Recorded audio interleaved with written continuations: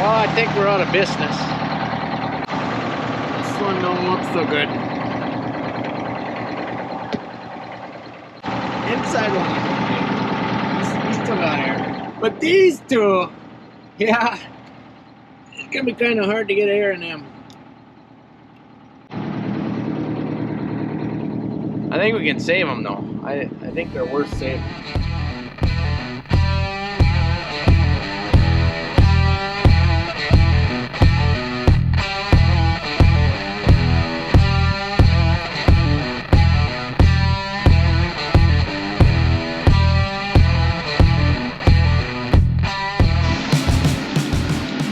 Hey, here we are, servicing combines. What are you doing to your combine? 50-hour grease was due. So we got their 50-hour grease. Okay. Dane's checking the headers over. Well, we'll see what Dane's doing to his. And here's Daner. What are you doing? Having a great day. Well, you should be. The sun is shining. We got an issue here. Oh no. What's that? Shouldn't be able to turn that. No kidding. Did it bump into neutral? I don't know. Yeah, I think it did. Oh. Check the gear. On the left, there's a lever. It's down, should be straight out. Things you learn on corn headers. I forgot about that. She fixed. Oh, that was an easy fix. Just magical. See? Now I feel better. I was gonna get in the car and go home. I had a little dirt around her this morning. I must have been in the plowed field or something. Gold mining. Yeah, I was. Who knows? Looking for gold. It was dark. You know, this guy, he can't go after dark. I swear. I can. You What? got stuff breaking all the That time. wasn't my fault. She fell off. Oh yeah, it wasn't my fault. No. He always pushes it too hard after dark, and then stuff happens. Well, are we ready? Yeah. We're ready. We're gonna get going.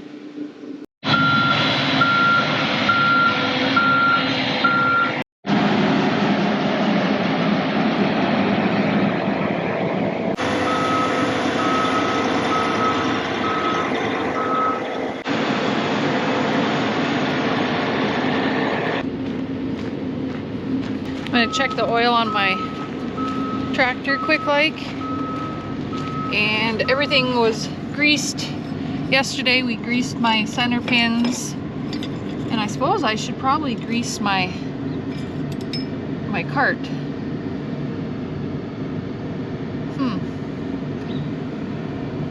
I don't know if that's good or bad. Might need some oil. I better double check with Mark. Well, I had it started already, so I don't know if this affects it or not. Well, But I want to see what you think. Wipe it off. Oh, I think we're okay. Got a rag? Well, there was nothing on it before, so I think it was just because I had it started earlier. I was warming it up. It was cold. Oh, we're good. False alarm here. I thought we were empty. Right on the money. Right on the money, honey. Well, everything's ready to go then.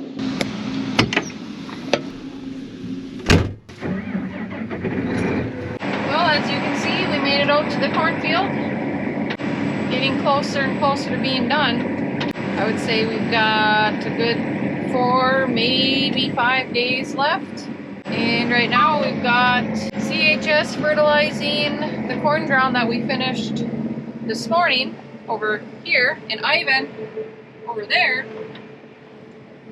he's working the field that we finished a few days ago with the Salford. So yeah, we're getting quite a few things done here.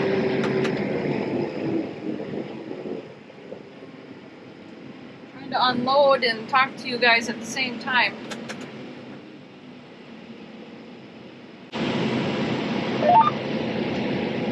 So they're talking snow for Halloween, October 31st, and then the days after that looks like moisture for a few days. So we're trying to beat that and be done before that happens.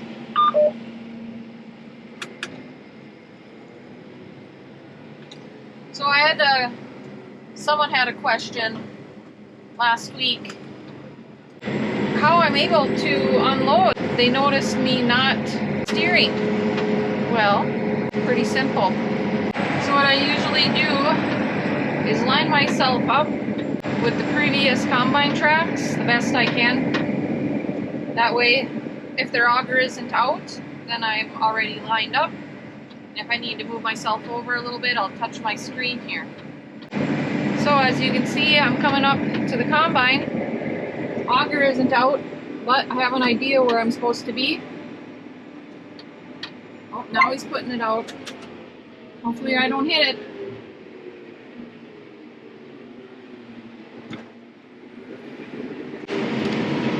Then I make sure that the spout's where it needs to be. Center my line. Auto steer. Boom. Done. Now all I have to worry about is putting the spout in the right spot on the cart. But I'm a little off. I'm not happy with how it's going into the cart here.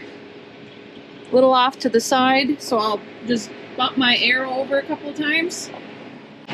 I have it set at 3-inch increments, so it moves 3 inches at a time.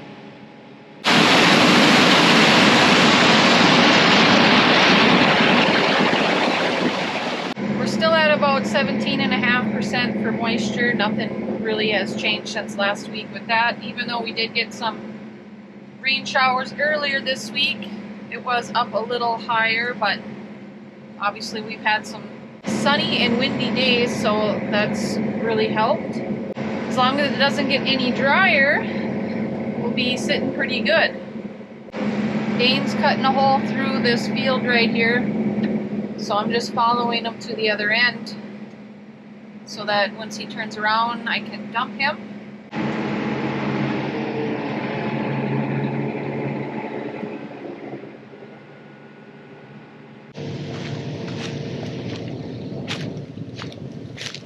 Pushed it a little harder here then.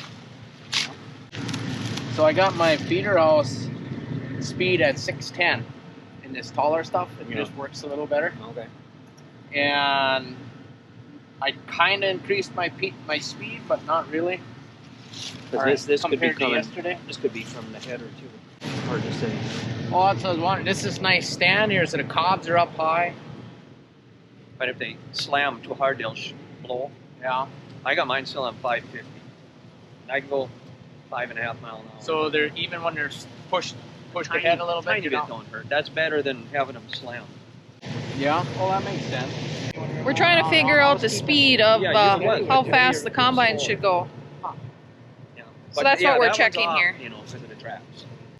So we're seeing if we can push it a little harder. That's what we're checking for on the ground for loss. Double check. Double checking. That's right. Here we got about 5 square feet, and there's just 3-4 of them. Seems like I got more. You know, and I have also noticed that your auger, when it's shaking, it does drop some too. What auger? Your auger out the back. When it's sitting there, huh? It'll dribble out corn a little bit on the back of your spout. Yeah, there's a catch thing in there. So that could also be some of it too. Well, that'd be, but it'd be in one spot. that just quit. That quits. Oh, I guess I was We don't called out on that one. empty them out when we shut them off. There's a little flipper in there that holds the grain that's still in there. Oh, And I guess I don't know what I'm talking about then. yeah. I just noticed it trickles out. Well, the auger stops. There's just a little left in the bars. Yeah, this is nothing here. And I was doing 5.3 here, which should be like 6.2 for you.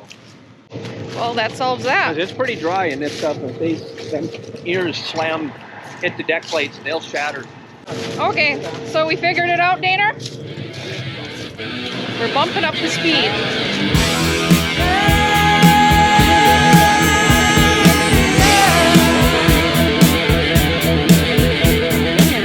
Here come the jesters, 1, 2, 3. It's all part of my fantasy. I love the music and I love to see the crowd dancing in the aisles and singing out loud.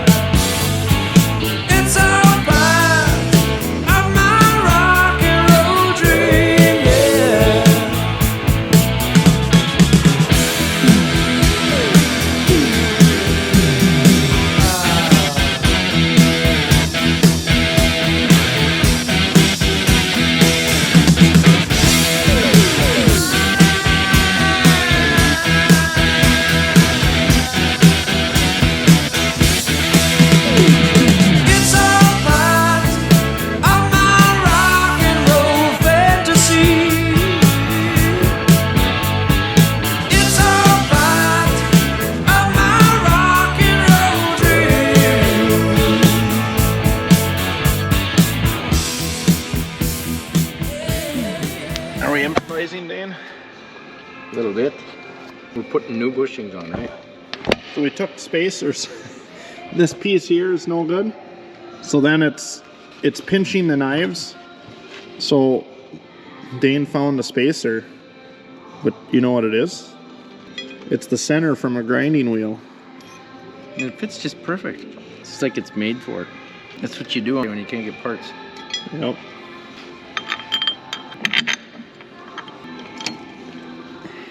How long do you think you could hold that? I don't know. It's not hurting. That's sharp, hey. When you No pinch way. When you pinch your finger there. We're there, huh, Harry? Yep. That's it. That's all she needed. Ta-da. Time to go combining. Combining. Combine harvesting. It's trashing. Trashing.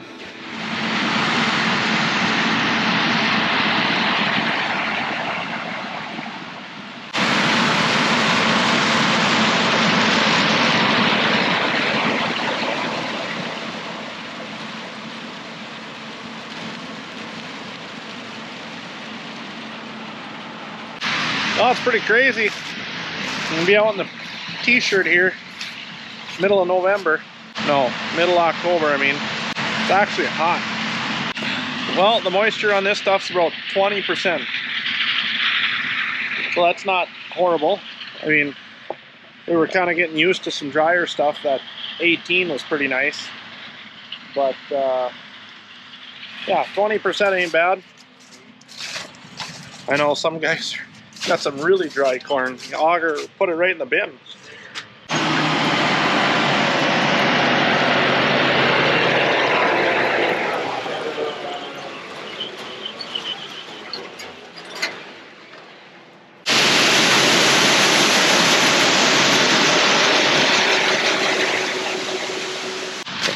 $29.89 right here, boys.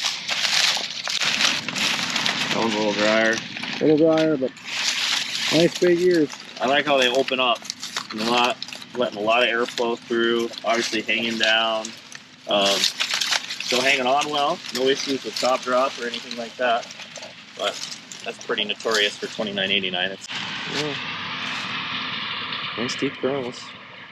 Trash is nice too.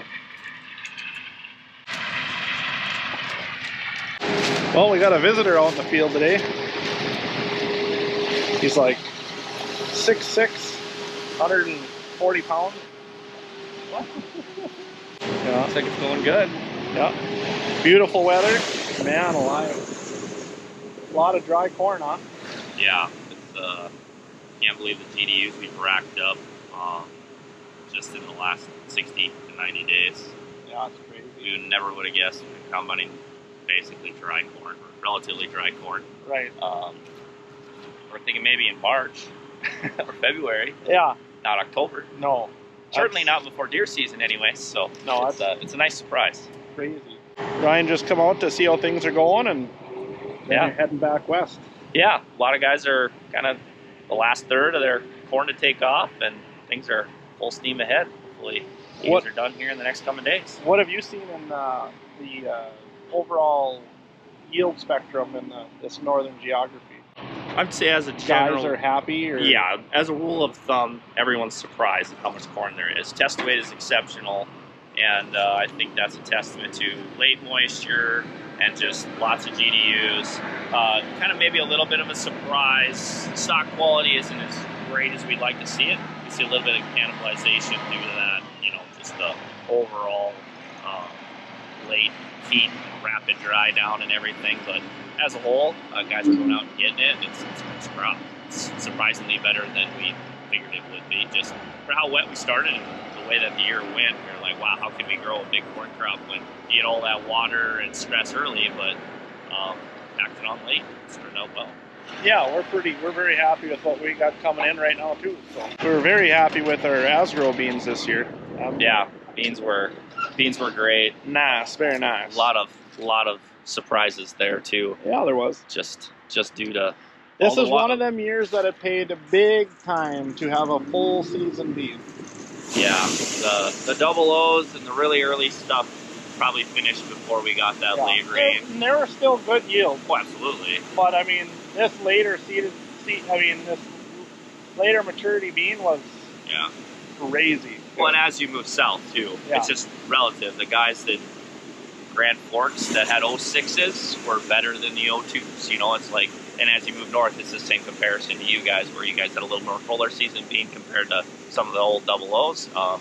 You know, they just did a little better. They had a little more time to take advantage of that water that we got late in August. But we're not raising anything that's like, you know, 05s or 04s. I mean, it's just a little later. The 01 is just a little later. Yeah. But it seemed like without the frost this year, it hung on longer than I thought, like a week longer than I kind of figured it would. And as a trend, everybody harvested beans that just didn't want to die. I mean, the stalks were green, and they just, you know, beans were 10%, and you still had some green leaves hanging on. You know, several examples of that where guys were having some issues with just green stems and hard to cut, but the yield was there, and that's all that, you know, that's what matters. That's what counts. That's what pays the bills. Absolutely. So what you got? Some any sneaky good variety for us this year? This 2025 bean wise? Yeah. Well, you got one you were saying you want to. Well, and here we're not banging on the 00s. Just saying maybe you want to spread it out a little bit. We got new 007 XF5 does look pretty good for your part of the world.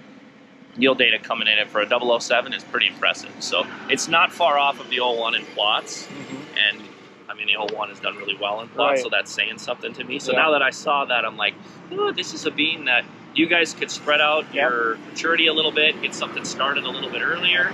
So whatever percentage you want to go, but yeah, I mean that one does look really good. And the way I see it is maybe we hedging our bets a little bit with the early season or late season rain. You don't always get that rain in August we did this year. And that's what, and honestly, that's where the yield's at. It's you know, your earlier maturity bean, it's going to maybe finish a little stronger if you don't get the late rain.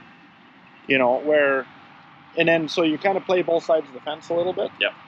If you don't get the late rain, well, then it all runs the same. And if you get the early rain, then you know your other ones might be a little. But it probably does give you a 5 days, maybe a week advantage where you can start a little bit earlier versus, you know, a little bit fuller season being that you know, you got to wait till it's all ready. Granted, there's planning date difference too, right? But I mean, relatively speaking, it's going to give you a little bit something to start on a little bit earlier if you want. One thing that really helped us out this year, I don't know if it helped us out, but we kind of ended up weather-wise ended up staggering some of our soybean plantings, and it seemed like we'd get from one field and we'd go to the next, and it was just either it was just barely dry enough, or you know, it was like that 14 range, 13, and then we got into some 12s, and I think maybe a 10 on one field, but most everything came in that 13 range. We were really able to. You guys were that's not normal compared to people. So I mean, most people it went from 16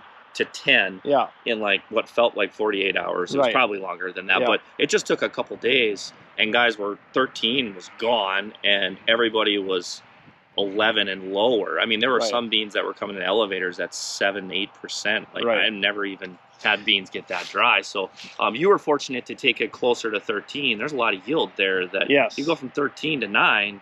That's what is, you know, that's not ideal. What is the kind of the give up on that?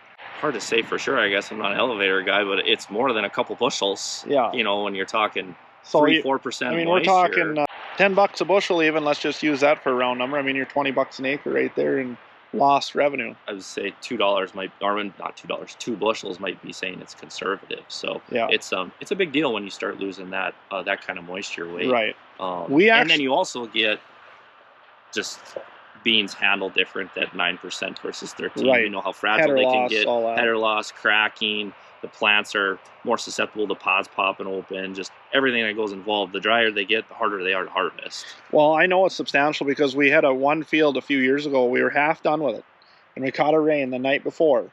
It came back up to 13, and we cut them, and you could see in the yield monitor right there, it was like 4 bushel. Yeah. And it was enough to show up on the yield monitor. Like, well, there's something wrong here, you know. Yeah, what happened? And that's what it was. It was just moisture. Yeah. So it is a big deal. You talk to anybody who's edible beans. Once they get too dry, they stop harvesting. They wait for a rain, and and get them back up to the right moisture and time them, you know, on the downslide then after they get some water weight to them. From the corn perspective, you've got the new 81 day that we planted this spring, so we're excited to see how that does. I've seen a few plots come off. It's doing well, so I'm curious. This is as far north as I have it planted in any trials. So, and that's what I wanted to see for you guys and anybody in the surrounding area here. How does this hybrid respond as we move north? Because 81, you don't plant much later than that, right? You're kind of in the late 70-day ballpark. Yeah. Well, it's going to bring a little more moisture, but we need to understand, you know, standability. You know, and I've looked at that some. I'm not a big concern there.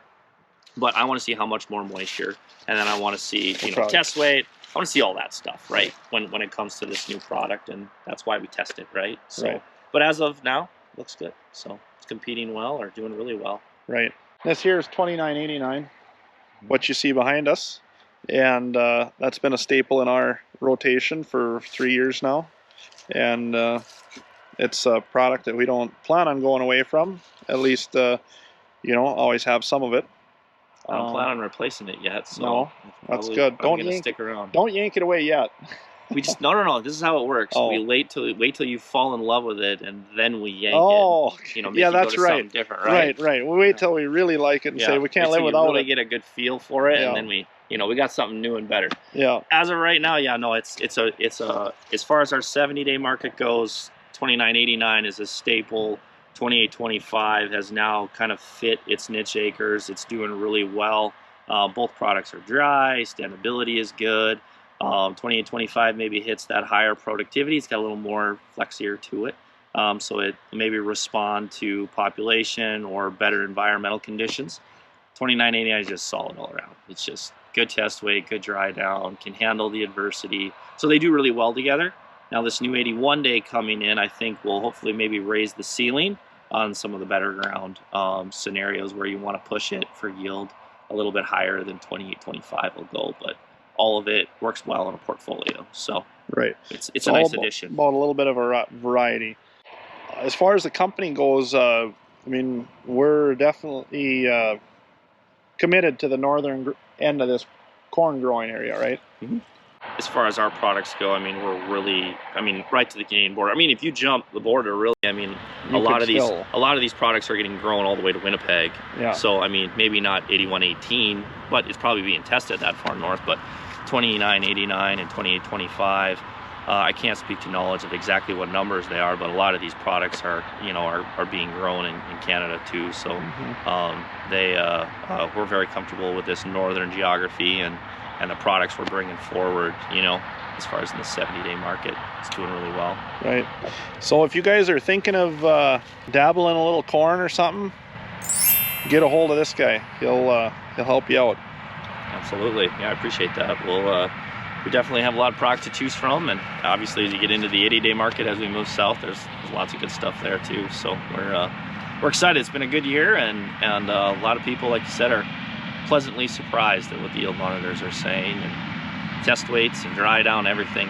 We couldn't ask for a better fall. Well, we're back up north today. We got a little rain delay on the corn, so the dryer's busy doing its thing, and we're gonna go put in this last culvert up north. Got Dane with old Red here, and got the whole V8 Detroit in her. Hey. Okay, no. He's just being a potato. Oh, come on now. I can't get the door open. Come on, you potato. Yeah, I just called you one. What a Billy Bob. Billy Bob? Come on, let's go. We got shit to do. I'm working on it. I can't get my fat ass in here. Oh. The heater's working. The heater work? Yeah, it's nice and warm in here. Yeah. I think we got an air leak. A little bit. Just up there. Is that where it is? Yep. For a $4,000 truck or whatever it was, it does the job. Yeah. Take it out on Saturday night. Oh yeah. Take it on the strip and just smoke up the Just a big blue cloud or wherever you went, just a trail of smoke. Just like Uncle Buck. Yeah, The chicks would just dig it. Yeah, the chicks would dig it. This here is a big impoundment here for water.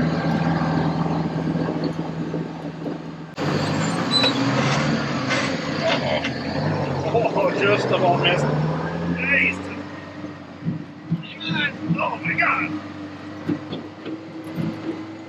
Leave me nothing afterwards. Oh my god. So this is all CRP. This is a half section that we burnt off. Now watch the front end will just go right down in that new culvert. the new pipe. Oh, we can put them in the box on the way back, huh? Yeah, that's a good idea. You're full of good. You're not just a potato. Yeah, I'm a mashed potato. So somebody on here called Dane and I. They said, I think Mark and Dane have the IQ of a potato. It's okay. It's okay. I've been called worse. Yeah, I've been called way worse.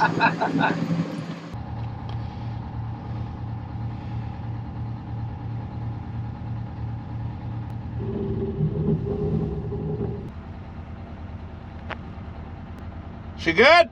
Well, we didn't bring any with us, so it's gonna have to be. Starts like $1 million every time. Well, we'll let her warm up for a few minutes and then we'll start doing some digging. That pipe right there's got to go right here. Are you there, Harry? Yeah.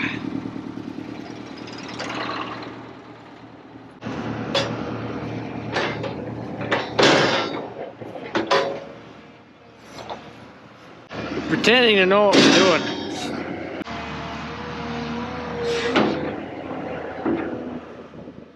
It's way off.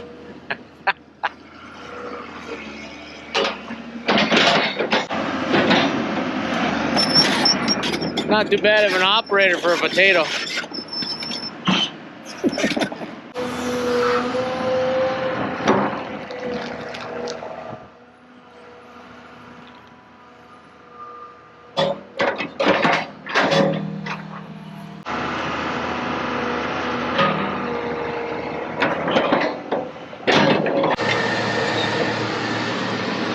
Yeah, the heater actually works in this old bugger. I got these to move. The fan made a bunch of noise for warming up my gloves. Sitting here where it's nice and warm. Watch the action. Oh, I think we're out of business.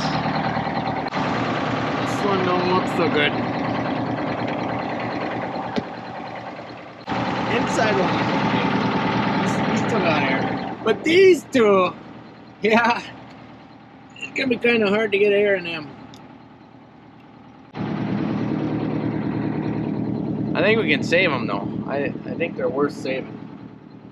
Well, let's run her until the wheels fall off on that baby. Yeah. Jeez. You know, we can probably save, you know, a couple, 2, 3 patches. We'd probably get them to work. Were them good tires? Yeah, they were brand new.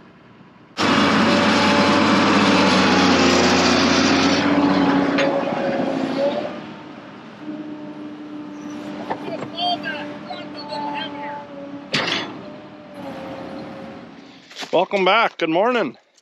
We're out in the field here, obviously. I unhooked Steph's tractor from the grain cart. I'm going to get it all cleaned off. We're not done with corn. We filled everything up, so we're waiting on the dryer, and it's going through pretty quick. But we want everything pretty much empty because we're going to go about 8 miles away and go to a farm, about a 350-acre farm. So we want to have enough room to just keep going and get it all done and then move back home here. So we're getting down there, getting on the home stretch. Okay, one thing I'd like to say that I didn't say in the last video was when that grain leg went down last week, we have a contractor we've been working with a little bit, Agri Systems out of Litchfield. Anyway, I called him. I said, hey, his name's Mike. I said, Mike, I got a problem. This is the deal. Here's the serial number on the gearbox. It's old. It's like from the 70s or 80s, probably the 80s, but it's an old Butler leg. So I give him that. He called me back in 45 minutes, said, yep, we found one and we saved you a bunch of money. I'm like, well, that's great. So these little gearboxes are like $6,000, right? So anywhere you go, there's like $6,000 everyone I looked at. And he had a distributor that he works with and was able to get it to us for about less than half the money. So that part was great. Another great thing, he took one of his guys and sent him all the way to Minneapolis, down to the cities, picked up the gearbox, brought it back to Litchfield. They then put it in another vehicle, put it in his personal vehicle, and drove it north until he met me in Long Prairie. I called that morning, I had that gearbox the same day by 10:30 that night in my yard, which is pretty awesome. So I just wanted to say thank you to AgriSystems. Thank you to Mike for doing what you guys do there. Thank you very much. Well, let's get this girl cleaned up here a little bit. She's quite dirty. Ooh, look at that. That's a fire waiting to happen.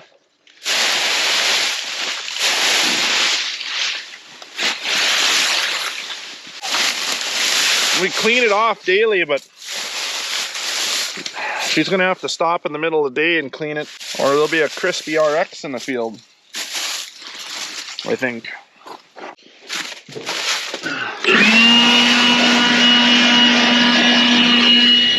Well, we made it up north here. We're gonna get folded out and set a heading and start in.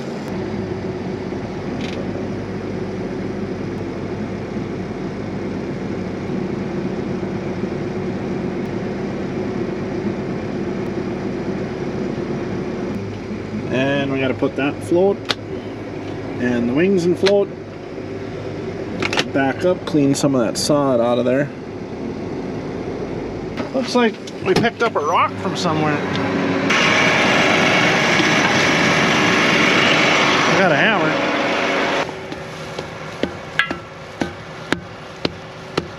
All right, well, looks like we should be good to go.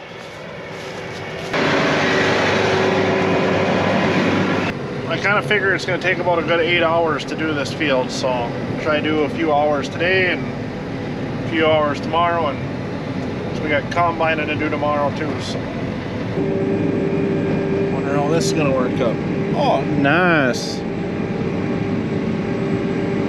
Well, we got a good burn on her. A lot of that dust is ashes more than it is dirt. Yeah, I'm not too much longer here and I'll have this piece done, and I'm gonna head up north and start opening that up.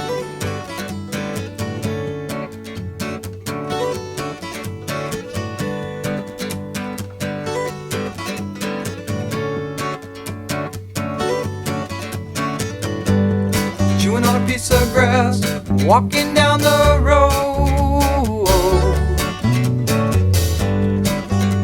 Tell me, how long you gonna stay here, Joe? Some people say this town don't look good in snow. You don't care, I know.